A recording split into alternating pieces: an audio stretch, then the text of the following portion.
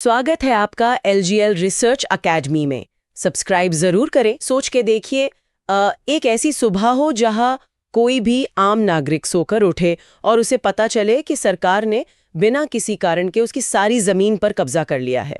अरे बाप रे, ये तो मतलब बहुत ही डरावनी स्थिति है। बिल्कुल। और सिर्फ यही नहीं, अगर वो नागरिक विरोध में कुछ बोलना चाहे तो उस पर पाबंदी लगा दी जाए, और अगर वो अपने दोस्तों के साथ मिलकर चौराहों पर इसके खिलाफ आवाज उठाना चाहे तो पुलिस उसे बिना किसी मुकदमे के सीधा जेल में डाल दे। सुनने में तो ये किसी हॉलीवुड की थ्रिलर या डरावनी फिल्म की कहानी जैसी लगती है। एकदम सही कहा। लेकिन असल में अगर हमारे देश में एक विशेष कानूनी ढाल ना होना तो कोई भी सत्ता ऐसा कर सकती है। तो आज के इस डीप डाइव का मिशन उसी ढाल का विश्लेषण करना है। बिल्कुल। और हम बात कर रहे हैं भारतीय संविधान के भाग 3 की, मतलब अनुच्छेद 12 से 35 तक। हाँ, जिसे भारत का मैग्ना कार्टा भी कहा जाता है। चलिए इसे डिकोड करते हैं कि आखिर अमेरिका से प्रेरित ये मौलिक अधिकार महज कागज पर लिखे शब्दों से बढ़कर हम सबकी रोजमर्रा की आजादी को कैसे सुरक्षित करते हैं। बिल्कुल। और ये जो डरावना दृश्य अभी सामने रखा गया है ना, वो इतिहास में कई देशों की असलियत रही है। हाँ, तानाशाहियों में तो ऐसा ही होता है। सही कहा। और इस चर्चा की नींव रखने के लिए देखिए, हमें एक बुनियादी अंतर समझना होगा। अक्सर समाज में कानूनी अधिकार और मौलिक अधिकार को लोग एक ही तराजू में तौल देते हैं। हाँ, लोगों को लगता है दोनों एक ही बात तो है। लेकिन ऐसा है नहीं। यहाँ सबसे दिलचस्प बात यह है कि जो सामान्य कानूनी अधिकार होते हैं ना, उन्हें सरकार जब चाहे किसी नए कानून के जरिए बदल सकती है या पूरी तरह से छीन भी सकती है। मतलब सरकार का उन पे पूरा कंट्रोल होता है। एकदम। लेकिन मौलिक अधिकार स्थायी होते हैं। ये सत्ता की मनमानी पर सीधा ब्रेक लगाते हैं। सरकार इन्हें अपनी मर्जी से खत्म कर ही नहीं सकती। तो क्या ये किसी भी हालत में नहीं छीने जा सकते? केवल कुछ बेवत असाधारण परिस्थितियों में, जैसे कि जब देश पर कोई युद्ध आ जाए या राष्ट्रीय आपातकाल लगा हो, और तब भी इन्हें खत्म नहीं किया जाता, बल्कि कुछ समय के लिए स्थगित किया जाता है। अच्छा, तो मतलब ये वो सुरक्षा रेखा है जिसे कोई भी सरकार पार नहीं कर सकती। अब अधिकारों की इस गहराई में जाने से पहले श्रोताओं के लिए इस पूरे ढांचे को याद रखने का एक मास्टर ब्लूप्रिंट है। अरे वाह, कोई शॉर्टकट है क्या? बिल्कुल। कुल 6 मुख्य स्तंभ हैं, जिन्हें EFERER मतलब EFERER ट्रिक से बहुत आसानी से समझा जा सकता है। जरा इसे खोल कर समझाइए। हाँ, तो पहला E है इक्वालिटी, यानी समानता का अधिकार। F से फ्रीडम, स्वतंत्रता का अधिकार। अगला E है एक्सप्लॉयटेशन, यानी शोषण के विरुद्ध अधिकार। फिर R से रिलीजन, धार्मिक स्वतंत्रता। उसके बाद एक और E आता है जो है एजुकेशन, मतलब संस्कृति और शिक्षा संबंधी अधिकार। और अंत में R से रेमेडीज, यानी संवैधानिक उपचारों का अधिकार। क्या बात है, ये तो बहुत ही बढ़िया और आसान तरीका याद रखने का है ना। लेकिन मुझे यहाँ एक ऐतिहासिक तथ्य हमेशा उलझाता है। वो क्या? जब हम संविधान निर्माण का इतिहास पढ़ते हैं तो साफ लिखा है कि संविधान निर्माताओं ने हमें 7 मौलिक अधिकार दिए थे। तो ये सूची 7 से 6 पर कैसे आ गई? वो 7वां अधिकार क्या था और उसे हटाना क्यों पड़ा? ये भारतीय संवैधानिक इतिहास का एक बहुत ही महत्वपूर्ण मोड़ था। वो 7वां अधिकार था संपत्ति का अधिकार, जो मूल रूप से अनुच्छेद 19F और 31 में दर्ज था। अच्छा, तो फिर दिक्कत कहाँ आई? देखिए, आज़ादी के बाद के दशकों में ये महसूस किया गया कि ये अधिकार देश की प्रगति में एक बहुत बड़ी कानूनी दीवार बन रहा था।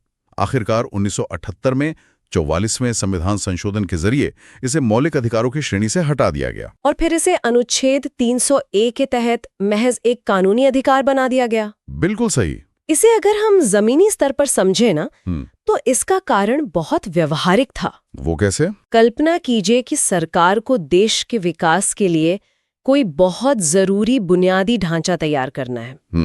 जैसे 2 बड़े शहरों को जोड़ने वाला कोई एक्सप्रेसवे बनाना है, या किसी नदी पर पुल बनाना है जिससे लाखों लोगों का रोजगार जुड़ा है। हाँ, इंफ्रास्ट्रक्चर तो जरूरी है। बिल्कुल। अब अगर वो सड़क ठीक उस जगह से गुजरनी है जहां किसी व्यक्ति की पुश्तैनी जमीन है, जब तक संपत्ति का अधिकार एक मौलिक अधिकार था, तब तक वो व्यक्ति अदालत जाकर पूरे प्रोजेक्ट को ही रुकवा सकता था। सही बात है, क्योंकि मौलिक अधिकार तो राज्य छीन ही नहीं सकता ना। एकदम। ऐसे में तो राष्ट्र का विकास ही ठप पड़ जाता। सही कहा आपने। और सिर्फ बुनियादी ढांचा ही नहीं, बल्कि आज़ादी के बाद जमींदारी प्रथा को खत्म करके गरीब किसानों में जमीन बांटने का जो लक्ष्य था वो भी इसी अधिकार के कारण पूरा नहीं हो पा रहा था। तो मतलब सरकार के हाथ बंधे हुए थे। पूरी तरह से। इसीलिए व्यक्तिगत संपत्ति और राष्ट्रीय विकास के बीच संतुलन बनाने के लिए इसे एक कानूनी अधिकार में बदलना पड़ा। अब व्यवस्था ये है कि सरकार जनहित में जमीन का अधिग्रहण तो कर सकती है, लेकिन बदले में उस नागरिक को बाजार दर के हिसाब से उचित मुआवजा देना पड़ेगा। बिल्कुल, वो कानूनी रूप से अनिवार्य है। कोई भी सरकार बिना मुआवजे के किसी की संपत्ति नहीं ले सकती। यह एक बहुत ही शानदार संतुलन है। तो अब हमारे पास स्पष्ट रूप से 6 मौलिक अधिकार बचते हैं। इस ढांचे को स्थापित करने के बाद अब ये समझना जरूरी है कि समाज में हर व्यक्ति को एक समान धरातल पर कैसे लाया गया।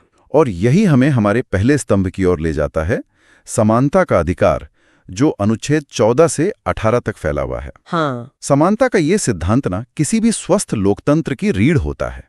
अनुच्छेद 14 की शुरुआत कानून के समक्ष समानता से होती है। अदालतों में अक्सर वो न्याय की देवी की मूर्ति दिखाई जाती है, जिसकी आंखों पर पट्टी बंधी होती है। हाँ, वो तो हम सबने फिल्मों में भी देखी है। बिल्कुल।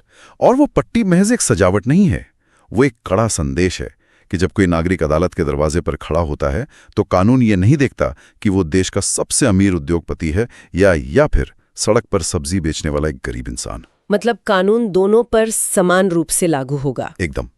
और इसी समानता को जमीन पर उतारने के लिए अनुच्छेद 15 आता है, जो धर्म, मूलवंश, जाति, लिंग या जन्मस्थान के आधार पर किसी भी तरह के भेदभाव को जड़ से खत्म करता है। बहुत जरूरी कदम।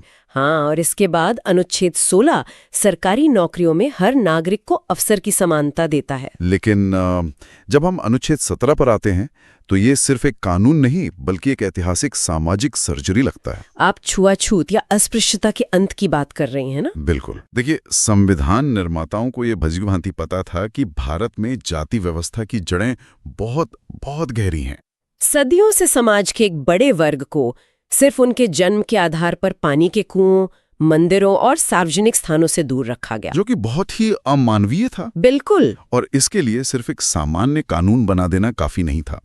इसे एक मौलिक अधिकार बनाकर संविधान ने यह स्पष्ट कर दिया कि किसी भी रूप में छुआछूत का आचरण अब एक गंभीर अपराध होगा। हाँ, और इसे मानवीय गरिमा के खिलाफ माना जाएगा। सही बात है। और यहाँ पे बात बहुत दिलचस्प हो जाती है, खासकर जब हम अनुच्छेद 18 को देखते हैं, जो उपाधियों के अंत की बात करता है।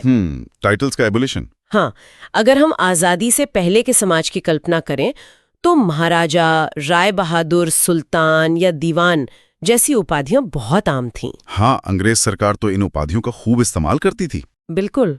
वो लोगों के बीच वफादारी और एक जन्मजात श्रेष्ठता की कृत्रिम दीवार खड़ी करने के लिए ऐसा करते थे। तो अनुच्छेद 18 ने इन सबको एक झटके में खत्म कर दिया। सही किया। अब एक लोकतांत्रिक समाज में कोई भी नागरिक अपने नाम के आगे ऐसी शाही उपाधि नहीं लगा सकता। लेकिन इसमें एक बहुत ही तार्किक अपवाद भी रखा गया है। वो क्या? जैसे प्रोफेसर, डॉक्टर या सेना के ब्रिगेडियर और कर्नल जैसे टाइटल आज भी पूरी तरह से मान्य हैं। अच्छा, तो वो बैन नहीं है? नहीं, ऐसा इसलिए क्योंकि ये उपाधियां किसी शाही खानदान में जन्म लेने से मतलब विरासत में नहीं मिली हैं। इन्हें एक व्यक्ति ने अपनी शिक्षा, कड़ी मेहनत, योग्यता और देश सेवा से अर्जित किया है। तो ये किसी विशेषाधिकार का प्रतीक नहीं बल्कि योग्यता का सम्मान है। बिल्कुल सही। खैर, ये समानता का ढांचा तो तैयार हो गया, लेकिन अगर इंसान आजादी ना हो तो वो समानता किस काम की? बहुत सही सवाल है। स्वतंत्रता का अधिकार, जो अनुच्छेद 19 से 22 तक है। अनुच्छेद 19 को समझना तो बहुत ही रोचक है। यह असल में मानव जीवन के प्राकृतिक विकास की एक क्रमिक कहानी है। बिल्कुल। मैं तो कहती हूँ इसे कहानी की तरह ही याद रखा जा सकता है। कैसे? सोचिए, एक इंसान की सबसे पहली और बुनियादी जरूरत क्या है? शायद अपनी बात कहना। एकदम सही। तो अनुच्छेद 19A हर नागरिक को बोलने और अभिव्यक्ति की आजादी देता है, और इसी में प्रेस की आजादी भी शामिल है। अच्छा। अब जब कोई इंसान अपनी बात जोर से बोलेगा और उसकी बात में दम होगा तो लोग उसे सुनने के लिए इकट्ठा होंगे। इसलिए 19B बिना हथियारों के शांतिपूर्ण सभा करने की स्वतंत्रता देता है। बहुत लॉजिकल है ना? फिर जब लोग सभा में मिलेंगे तो उनके विचार मेल खाएंगे और वे 19C के तहत एक संगठन, संघ या कोऑपरेटिव सोसाइटी बनाएंगे। और कहानी यही नहीं रुकती। बिल्कुल नहीं। जब एक संगठन बन जाएगा तो उसके काम और विचारों को फैलाने के लिए उस व्यक्ति को पूरे देश में घूमना पड़ेगा। हाँ, प्रचार तो करना ही होगा। तो इसीलिए 19D भारत के राज्य क्षेत्र में कहीं भी निर्बाध रूप से भ्रमण करने की, मतलब घूमने की स्वतंत्रता देता है। और घूमते घूमते अगर उसे देश का कोई हिस्सा बहुत पसंद आ जाए, मान लीजिए कोई व्यक्ति उत्तर प्रदेश से निकलकर महाराष्ट्र या कर्नाटक जाता है और उसे वहाँ का माहौल भा जाता है। हाँ, ऐसा तो बहुत लोग करते हैं। तो 19E उसे वहाँ निवास करने या स्थायी रूप से बस जाने की आज़ादी देता है। 19F जो संपत्ति का था उसे तो हमने पहले इतिहास बना दिया है। हाँ, वो तो हट गया। और अंत में जब इंसान कहीं बसेगा तो उसे अपना और अपने परिवार का पेट पालने के लिए कुछ काम तो करना होगा ना। बिल्कुल। इसलिए 19G उसे कोई भी वैध व्यापार, कारोबार या रोजगार करने की स्वतंत्रता देता है। सच कहूं तो ये सिर्फ कानूनी अनुच्छेदों की सूची नहीं है, ये एक इंसान के पनपने का पूरा ब्लूप्रिंट है। बिल्कुल सही कहा। और अगर हम इसे बड़े परिप्रेक्ष्य से जोड़े ना तो अनुच्छेद 19 हमें जीवन जीने का तरीका बताता है, लेकिन अनुच्छेद 20, 21 और 22 उस जीवन और स्वतंत्रता की रक्षा करते हैं। वो कैसे? देखिए, अनुच्छेद 20 अपराधों के लिए दोष सिद्धि के संबंध में संरक्षण देता है। जैसे किसी भी व्यक्ति को एक ही अपराध के लिए 2 बार सजा नहीं दी जा सकती, जिसे डबल जेपार्डी कहते हैं। एकदम। लेकिन इन सब में सबसे ऊपर है अनुच्छेद 21, प्राण एवं दैहिक स्वतंत्रता। यह सीधे तौर पर राइट टू लाइफ या जीवन जीने का अधिकार है। ये तो बहुत ही बुनियादी है। हाँ, किसी भी व्यक्ति को कानून द्वारा स्थापित प्रक्रिया के बिना उसके जीवन या निजी स्वतंत्रता से वंचित नहीं किया जा सकता। और ये सिर्फ जिंदा रहने की बात नहीं है, बल्कि सम्मान के साथ जिंदा रहने की बात है। बिल्कुल। और मुझे लगता है इसी सोच के साथ 2002 में 86वें संशोधन के माध्यम से अनुच्छेद 21A जोड़ा गया। हाँ, शिक्षा का अधिकार। सही। इसने 6 से 14 वर्ष की आयु के सभी बच्चों के लिए मुफ्त और अनिवार्य शिक्षा को एक मौलिक अधिकार बना दिया, क्योंकि अगर कोई नागरिक शिक्षित ही नहीं होगा तो वो अपने जीवन को गरिमापूर्ण तरीके से कैसे जिएगा। बिल्कुल सही बात है। लेकिन स्वतंत्रता के इस पूरे अध्याय में सबसे जटिल जो है ना, वो है अनुच्छेद 22। ऐसा क्यों? क्योंकि ये कुछ दशाओं में गिरफ्तारी और निरोध से संरक्षण देता है। इसे लेकर समाज में अक्सर बहुत भ्रांतियां होती हैं। इसे निष्पक्ष रूप से समझने के लिए हमें इसे 2 हिस्सों में बांटना होगा। कौन से 2 हिस्से? पहला है दंडात्मक निरोध यानी प्यूनिटिव डिटेंशन, और दूसरा है निवारक निरोध, मतलब प्रिवेंटिव डिटेंशन। ये थोड़ा तकनीकी शब्द लग रहा है। दंडात्मक निरोध तो शायद वो है जो हम रोजमर्रा की जिंदगी में देखते हैं। मेरा मतलब है अपराध हो जाने के बाद जब पुलिस किसी को गिरफ्तार करती है। सही कहा। जब किसी पर अपराध का आरोप लगता है और उसे गिरफ्तार किया जाता है तो उसके पास 3 प्रमुख अधिकार होते हैं। वो क्या है? पहला, उसे गिरफ्तारी का कारण तुरंत बताया जाना चाहिए।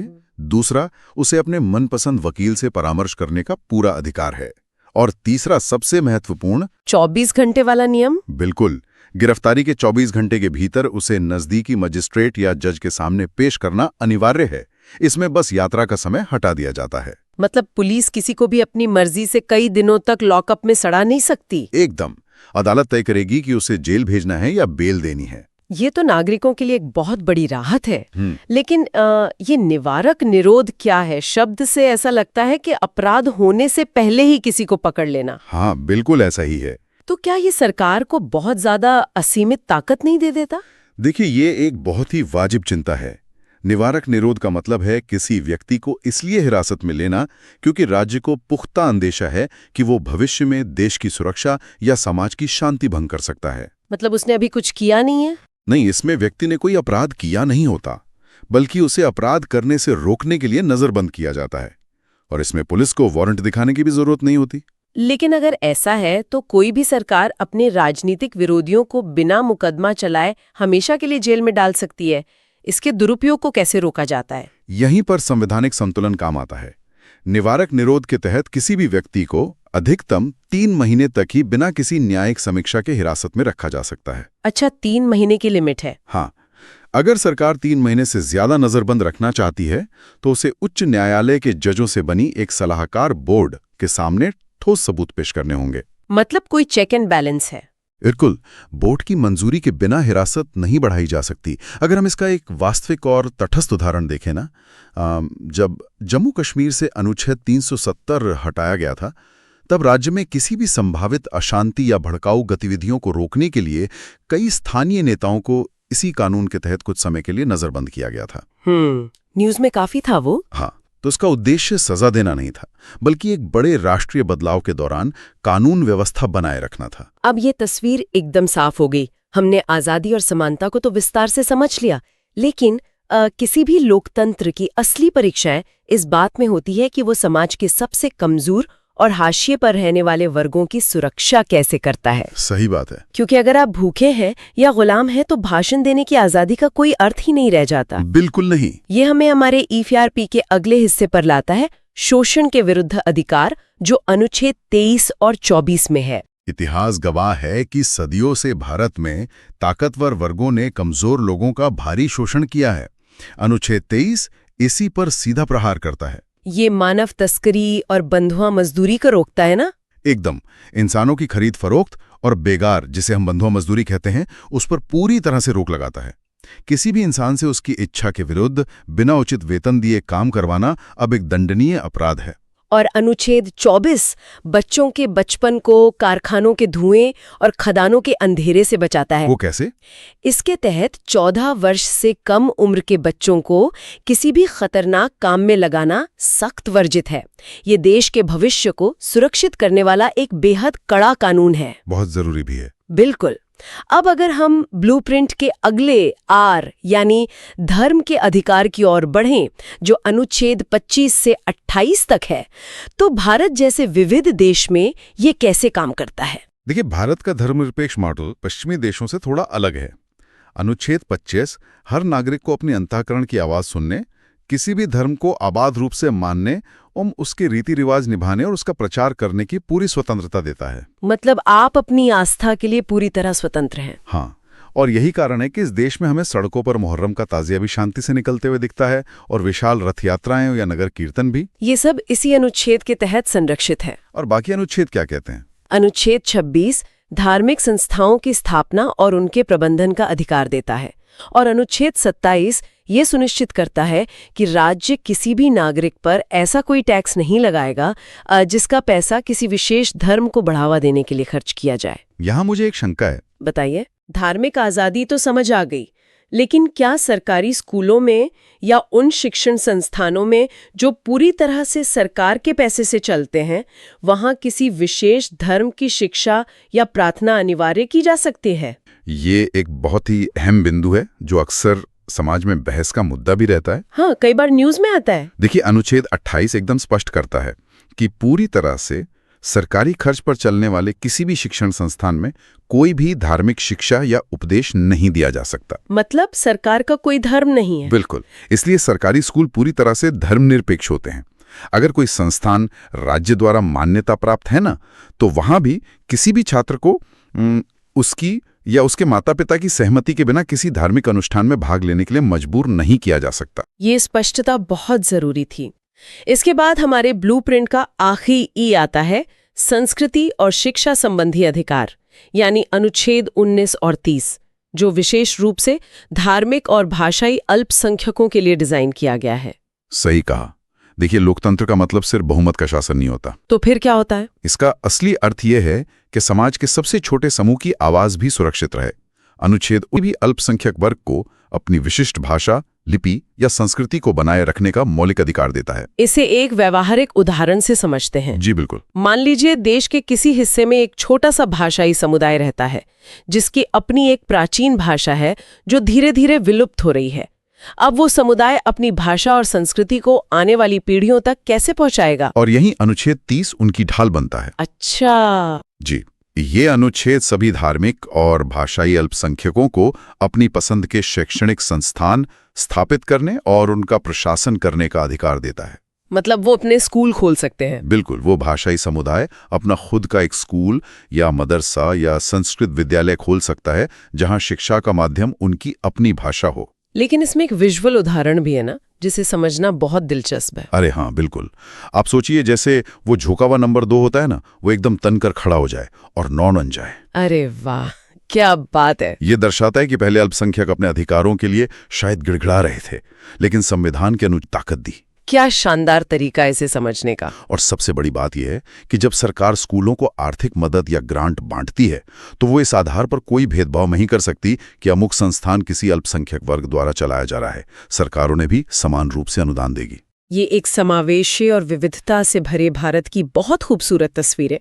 लेकिन अब हम इस डीप डाइव के उस मोड़ पर पहुंच गए हैं जहां से ये पूरा ढांचा अपनी असली ताकत हासिल करता है। बिल्कुल। हमने समानता की बात की, आज़ादी की बात की, बच्चों और अल्पसंख्यकों की सुरक्षा की बात की, लेकिन एक सवाल हर नागरिक के मन में उठना चाहिए। कौन सा सवाल? ये सारे अधिकार तो संविधान की एक मोटी किताब में लिख दिए गए, लेकिन अगर कोई ताकतवर अधिकारी, पुलिस या खुद सरकार असल जिंदगी में इन अधिकारों को कुचल दे तो एक आम नागरिक क्या करेगा? क्या वो सिर्फ किताब लेकर बैठा रहेगा? और इसी सवाल के जवाब में जन्म होता है अनुच्छेद 32 का, यानी संवैधानिक उपचारों का अधिकार। Right to constitutional remedies.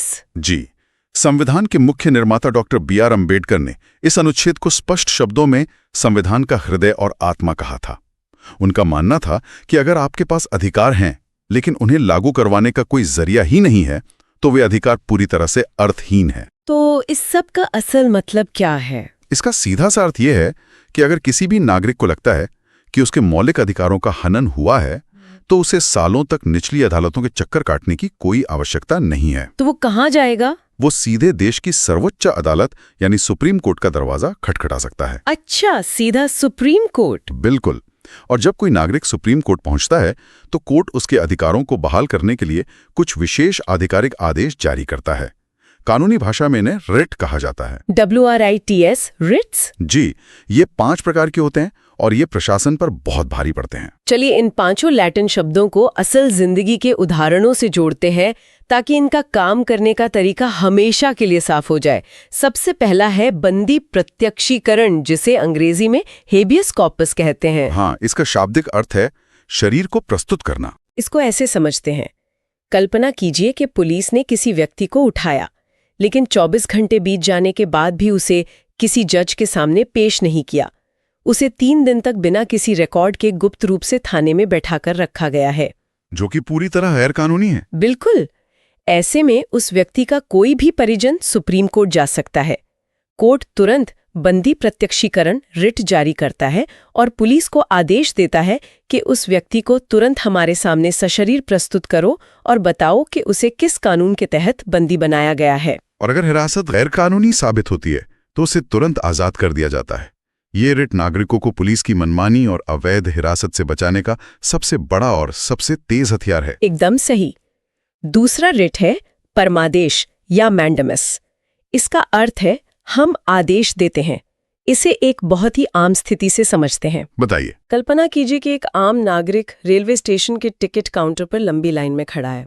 उसे किसी इमरजेंसी में यात्रा करनी है, लेकिन काउंटर के अंदर बैठा सरकारी अधिकारी बार बार कह रहा है कि सर्वर डाउन है, बाद में आना। हाँ, ऐसा तो होता रहता है। और जब वो नागरिक खिड़की से झांक कर देखता है तो पता चलता है कि महाशय अपने कंप्यूटर पर 3 पत्ती गेम खेल रहे हैं या फिल्म देख रहे हैं। ये स्थिति तो भारत में कई लोगों ने महसूस की होगी। तो जब कोई सरकारी अधिकारी या सार्वजनिक इकाई अपने कानूनी कर्तव्य को करने से साफ मना कर दे या उसे ठीक से ना निभाए तो सुप्रीम कोर्ट परमादेश जारी कर सकता है। मतलब कोर्ट उन्हें काम करने का आदेश देता है। बिल्कुल, कोर्ट उसे आदेश देता है कि आप जिस पद पर बैठे हैं उसका काम तुरंत और सही ढंग से करें, अन्यथा आप पर कड़ी कानूनी कार्रवाई होगी। पर इसमें एक शर्त भी है ना? हाँ, ध्यान रहे, ये किसी प्राइवेट कंपनी के कर्मचारी पर लागू नहीं होता। ये सिर्फ सरकारी या सार्वजनिक कर्तव्यों के लिए है। स्पष्ट। तीसरा रिट है अधिकार परीक्षा या क्वो वारंटो, जिसका शाब्दिक अर्थ है किस अधिकार से। इसका भी एक शानदार जमीनी उदाहरण है। मान लीजिए कि मोहल्ले का एक व्यक्ति अचानक किसी बड़े सरकारी पद पर नियुक्त हो जाता है। अच्छा। और बाद में RTI या किसी और माध्यम से खुलासा होता है कि उस व्यक्ति ने फर्जी डिग्री लगाकर या भ्रष्टाचार के जरिए वो नौकरी हासिल की है। अरे बाप रे। तो अगर ये मामला कोर्ट पहुंचता है तो कोर्ट इस रिट के जरिए उस व्यक्ति से सीधे पूछ सकता है कि आप किस कानूनी अधिकार से इस सरकारी कुर्सी पर बैठे हैं। और अगर वो अपनी योग्यता साबित नहीं कर पाता तो उसे उसी वक्त उस पद से हटा दिया जाता है। बिल्कुल। देखिए, ये तीनों रिट्स हेबियस कॉर्पस, मैंडेमस और क्वो वारंटो एक तरह से नागरिकों के लिए सक्रिय रक्षा का काम करते हैं, जो सीधे प्रशासन और कार्यपालिका को नियंत्रित करते हैं। जो आखिरी दो रिट्स हैं ना, प्रतिषेध यानी प्रोहिबिशन और उत्प्रेषण यानी सर्ट्योरेरी, ये मुख्य रूप से न्यायपालिका के भीतर काम करते हैं। इन्हें हम अदालतों के लिए न्यायिक नियंत्रण कह सकते हैं। अच्छा, तो ये सुप्रीम कोर्ट को निचली अदालतों पर कैसे कंट्रोल देते हैं? प्रतिषेध का अर्थ होता है मना करना या रुक जाओ। यह सुप्रीम कोर्ट या हाई कोर्ट द्वारा निचली अदालतों को तब जारी किया जाता है जब वो अपने अधिकार क्षेत्र से बाहर जाकर किसी मामले की सुनवाई कर रहे हों। कोई उदाहरण? मान लीजिए कि बिहार के पटना में कोई गंभीर अपराध हुआ है, लेकिन उस केस की सुनवाई तमिलनाडु की कोई स्थानीय अदालत करने लगे। यह भौगोलिक और कानूनी रूप से उसके अधिकार क्षेत्र में नहीं है। ऐसे में ऊपरी अदालत प्रतिषेध रिट जारी करके उसे बीच में ही रोक देती है कि भाई ये मामला आपके अधिकार क्षेत्र का नहीं है। मतलब ये प्रिवेंटिव है, जो गलती होने से पहले ही रोक देता है। बिल्कुल। और उत्प्रेषण क्या है? उत्प्रेषण का मतलब है पूर्णतः सूचित करना या पेंडिंग केस को मंगवाना। अगर किसी निचली अदालत ने कोई ऐसा फैसला सुना दिया है जो प्राकृतिक न्याय के खिलाफ है या कोई बहुत ही महत्वपूर्ण संवैधानिक मामला लंबे समय से वहां अटका पड़ा है, तो ऊपरी अदालत क्या करती है? ऊपरी अदालत इस रिट के जरिए आदेश देती है कि इस फैसले को रद्द किया जाता है या इस पेंडिंग केस को तुरंत सुनवाई के लिए हमारे पास ट्रांसफर करो। यह न्याय को सही दिशा में ले जाने का एक सुधारात्मक तरीका है। तो ये अनुच्छेद 32 के तहत सुप्रीम कोर्ट का वो पूरा शस्त्रागार है जो ये सुनिश्चित करता है कि भाग 3 में दिए गए सारे मौलिक अधिकार महज एक कागजी वादा बनकर न रह जाएं। एकदम सही बात है। अब इस पूरे विस्तृत और गहन चर्चा को समेटने का वक्त आ गया है। अगर हम आज के इस पूरे विश्लेषण का सार में निकालें ना, तो तस्वीर बहुत साफ है। संविधान का भाग 3, जिसमें ये EFER वाले 6 मौलिक अधिकार शामिल हैं, वे भारत में एक स्वतंत्र और सम्मानजनक जीवन जीने की सर्वोच्च गारंटी हैं। और अनुच्छेद 32? और अनुच्छेद 32 वो अभेद्य कवच है जो ये सुनिश्चित करता है कि सत्ता में बैठे लोग इन अधिकारों को कुचल ना सकें। ये अधिकार केवल कानून की किताबें पास करने के लिए नहीं है, ये असल में इस देश के लोकतंत्र की सांसें हैं। बिल्कुल।